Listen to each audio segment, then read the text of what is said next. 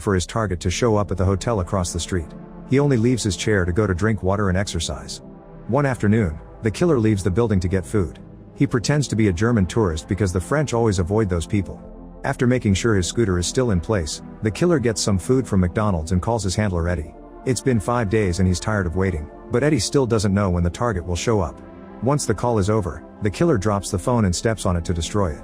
In the middle of the night, the killer is relieved to discover that his target has finally entered the hotel room, so he gets his weapon ready and raises the table for support. He also plays music on his MP3 player, puts in eye drops, and keeps track of his pulse rate.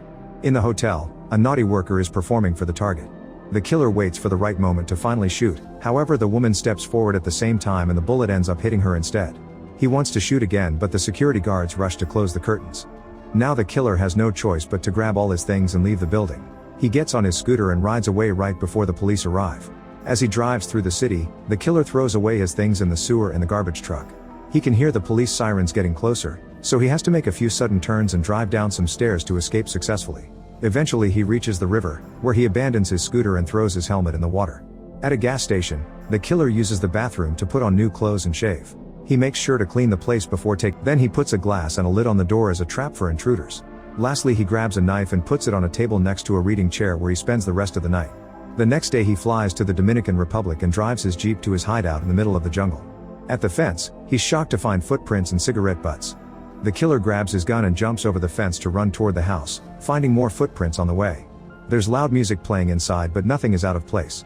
After turning the music off, the killer checks the kitchen and finds some knives on the floor next to a blood stain.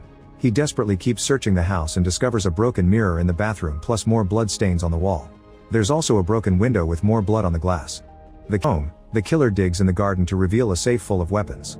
He packs them all with his fake IDs before getting on his Jeep to drive around the city, looking for the taxi that Marcus described. After several hours of driving, he still hasn't found a single clue. In the evening he goes to the taxi company and threatens the manager in order to access the system. A quick search reveals that a man named Leo drove the assassins to his house. The killer takes some money from a box and throws a few things around to make it look like a robbery, leaving the manager tied up on the floor. The next day, the killer waits outside the taxi company until he sees Leo come out in his cab and follows him downtown. The killer pretends to be a tourist and takes Leo's cab, pulling out his gun while telling him to keep driving. Leo gives him his wallet because he thinks this is a robbery, but the killer asks him about the assassins. A terrified Leo admits that the duo looked like freaks but he drove them because he needed the money. He noticed that the guy's leg was bleeding but they didn't want to go to the hospital, so Leo dropped them off at the airport as they asked. The killer makes Leo park in an abandoned area under the bridge and shoots him in the head.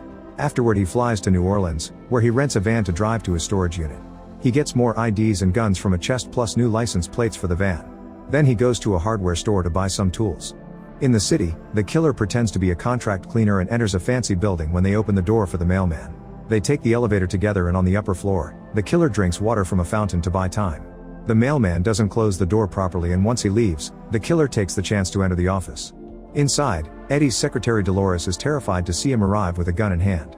The killer takes her computer and her phone before forcing her to guide him to his handler's office. Where the killer drives Dolores to her house and leaves her tied in the van while he goes inside. Dolores screams and tries to free herself to no avail. The killer opens the garage and hides the van inside before he and Dolores go to her office. She teaches him how to use her address book, allowing him to find the mission cards with the information about the two assassins and the client who paid for the failed task. Then the killer breaks Dolores' neck and pushes her down the stairs to make it look like an accident. In the storage unit, the killer burns Eddie's body. Later he takes the ferry and throws Eddie's ashes in the sea. After spending the night in a motel, the killer washes the van and puts on new license plates. For the next few hours, the killer drives until he arrives in Florida. He abandons the van and rents a car before driving to the house of the male assassin. The killer identifies his victim because he's limping. After getting some groceries, the killer waits in his car parked near the house. Eventually the assassin and some friends come out of the house and leave in their truck. The killer immediately follows them. In the city, the truck stops outside a club and the group goes inside, only for the brute to throw him in the hallway. The men keep exchanging blows and the killer jumps on the brute's back to start choking him. The brute moves back to hit the killer against the wall and falls back to smash him on the floor. Then the brute tackles him on top of the glass table and tries to beat him up again. However, the killer manages to grab a fire poker and uses it as a weapon, forcing the brute to step away. The killer follows him and hits him with the poker before jumping behind the couch, which the brute pushes to trap him. Now the killer is close enough to hit him in the leg and tackle him again, but the brute tosses him on another table. When the brute opens a drawer to pull out a gun, the killer hits him with the poker again and makes him fall on a table leg, which stabs him in the back. The brute shoots a few bullets, but the killer runs to hide in the kitchen, where he takes a grater. After removing the wood piece from his back, the brute approaches the kitchen. The killer throws the grater to make him shoot in the wrong direction and runs out of the room. Before he closes the door, the brute sees his face and recognizes him. Bleeding all over the floor, the brute crosses the door and tries to reach the bedroom. However, the killer has finally found his gun and shoots him down first. The noise awakens the dog, who runs into the house as the killer shoots the brute in the head to finally kill him. The killer starts running while the dog sniffs her owner, realizing he's dead. She chases after the killer, even jumping through a window to follow him outside. The killer crosses the fence and closes it right before the dog could reach him. Then he throws a Molotov bomb through a window to light the house on fire. At the airport, the killer takes a shower before boarding a plane to New York. There he rents another car and drives to the suburbs where the female assassin lives. After taking some medicine for his injuries, he spends the whole day waiting in his car. As soon as he sees an opening, the killer sneaks into the garage of the residential building. Unfortunately, the doors are locked, so he takes a picture of the lock and buys some helpful tools on Amazon. Afterward, he goes to the gym to sign up. While filling out the paperwork, he notices he needs a special key card to access certain areas.